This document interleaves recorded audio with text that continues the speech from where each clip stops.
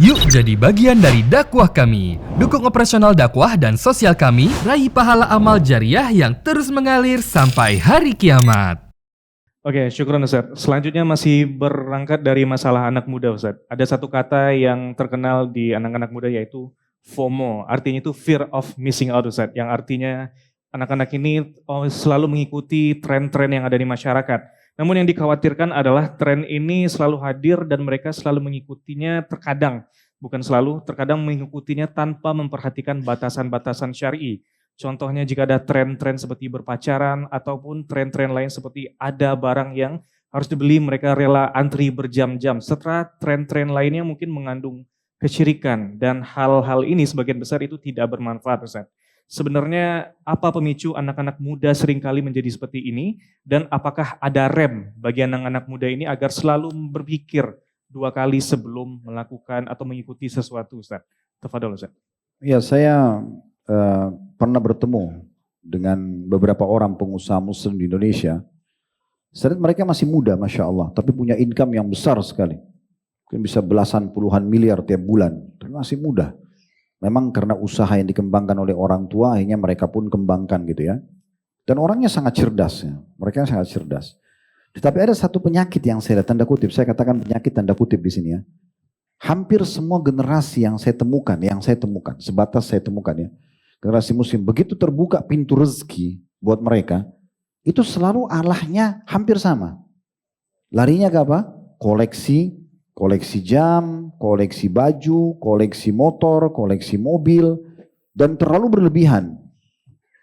Bukan nggak boleh orang koleksi sesuatu. Kita boleh punya baju, beberapa baju silahkan, nggak ada larangan. Jam tangan mungkin, tapi jangan berlebihan. Jangan berlebihan. Kadang-kadang ada orang mungkin 1 jam bisa bangun 1 masjid. Misal contoh. Atau kendaraan gitu. Kadang-kadang dikoleksi sekian banyak motor. Kadang-kadang ada yang mobil kuno atau motor kuno itu sayang banget. Artinya bisa menjadi rumah yatim, bisa menjadi penampungan terhadap atau pesantren misalnya atau masjid atau rumah tahfidz Quran banyak sekali. Kita boleh menikmati dalam Islam, tapi jangan sampai salah ini, ya. Begini teman-teman sekalian, bagi generasi muslim, jangan semua yang tren di tengah-tengah masyarakat atau di media sekarang mungkin sudah mendunia, lalu kita main copy paste, seakan-akan itulah yang harus kita kembangkan juga di media kita. Sortir, antum punya agama, boleh nggak dalam agama ini? Kalau boleh tidak bentrok dengan Islam, silahkan dikembangkan. Tapi kalau bentrok jangan. Untuk apa antum kembangkan sesuatu yang keliru? Apalagi bentrok dengan agama kita, kan gitu. Kalau ada orang non-muslim yang melakukan sesuatu yang baik, maka penilaian baiknya karena perbuatan yang dia lakukan dalam Islam baik. Contoh misalnya ada satu orang non-muslim, dia bakti sama orang tuanya. Sebenarnya bukan karena dianya, karena perbuatan bakti sama orang tua dalam agama kita dianggap baik. Maka kita anggap itu perbuatan baik. Dia sedekah, misalnya dia bantu orang miskin, walaupun non-muslim. Kita lihat baik perbuatannya karena agama kita anggap baik. Terbukti, kalau dia mabuk, Islam bilang itu buruk, kita akan pandang itu buruk. Kan gitu. Seks bebas, mereka anggap baik, bagi kita itu tidak baik. Nah harus begitu. Jadi tidak semua yang trendy kemudian tiba-tiba kita main ambil saja dan kita transfer. Kenapa kalau antum tidak menjadi pribadi muslim yang tampil dan percaya diri? Nabi SAW waktu hijrah ke Madinah di tahun 1 Hijriah. Di masa itu ada 2 negara adik kuasa, ada Persia dan ada Romawi. Dua-duanya ini menguasai dunia. Mungkin kalau di masa-masa kita sekarang Rusia sama Amerika misalnya ya. Sekarang mungkin sudah berkembang juga negeri Cina. Tapi ada negara-negara dikuasa di masa itu. Mereka punya peradaban, mereka punya perekonomian, mereka punya militer, mereka punya banyak hal. Tapi Nabi SAW perhatikan ya, tidak pernah satupun ada riwayat menjelaskan beliau untuk mendirikan negara Islam di kota Madinah yang kecil, pergi ke Romawi lalu mempelajari apa yang mereka miliki. Lalu di copy paste misalnya ya. Kan bisa saja baik peradabannya, perekonomiannya, militernya, begitu juga dengan Persia misalnya. Nabi bangun negara pertama, negara Islam dengan sistem agama Islam. Dengan percaya dirinya beliau membangun itu. Dan tidak perlu copy paste, gitu kan. Artinya kita tidak perlu selalu apa yang orang lain punya, kita transfer ke diri kita. Kita harus sortir, agama kita bolehkan atau tidak. Dan kita harus percaya diri teman-teman sekalian, bahwasanya sistem yang sudah Islam datang jelaskan pada kita, syariat Allah ini sempurna. Kita harusnya menjadi contoh bagi orang lain, percaya diri untuk itu. penampilan pakaian kita, tutur kata kita, akhlak perangnya kita, gitu kan, sistem ekonomi kita, semuanya harus kita percaya diri. Tidak perlu kita, bukan kita tidak boleh belajar sama non muslim ya, bukan. Tapi jangan semua di copy paste dengan trendy langsung. Muncullah satu tarian tertentu atau apalah cara joget tertentu orang non muslim, lalu kemudian ditransfer semua generasi muslim ikut-ikutan. Bahkan perempuan berhijab, laki-laki juga pakai kopiah mungkin. Ini kan agak unik ini, kenapa harus seperti ini? Kita harusnya terbalik, kita tampil dengan Al-Quran kita, ya, tilawah, lomba pidato kita banyak cara-cara kita. Ya. Al-Quran otentik sekali dan dia tidak pernah berubah. Dipertemukan oleh beberapa pakar di Eropa antara Al-Quran dengan Injil.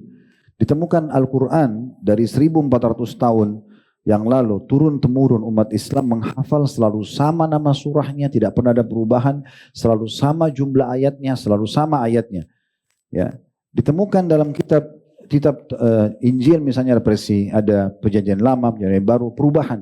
Bahkan setiap tahun bisa terbit sebuah edisi baru, bisa ada perubahan dan segala macam.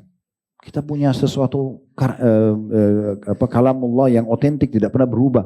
Isinya selalu relevan dengan zaman. Kenapa kita tidak kembali kepada itu semuanya? Kan gitu. Ini yang harus kita pahami ya.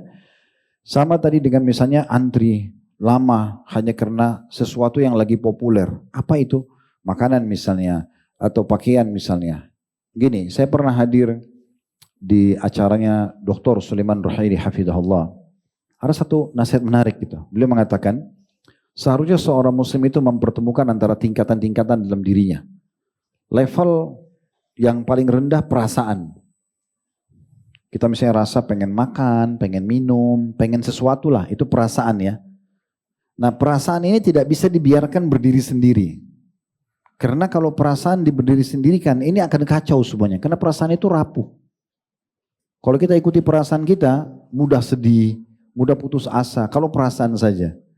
Jadi bagaimana caranya? Perasaan harus dihadapkan dengan level di atasnya. Itulah akal.